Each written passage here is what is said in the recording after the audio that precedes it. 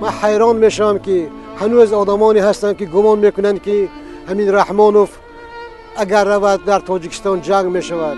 باور کنید رحمانوف رود تاجیکستان بهشت میشود، تاجیکستان جنت المأوا میشود، تاجیکستان مکان آرزوها میشود، تاجیکستان مکانی میشود که در آن زندگانی کردن، در آن فرزند تربیت کردن، در آن زیستن و مردن برای انسان شرف است. آینده تاجیکستان از هر یکی ما و شما وابسته است. ما باید بی‌طرف نباشیم، ما باید بی‌شرف نباشیم، ما باید نترسیم. یگان نفر، یگان کشور، نه اوباما، نه پوتین، نه کسی دیگر برای ما آزادی را نمیبرد.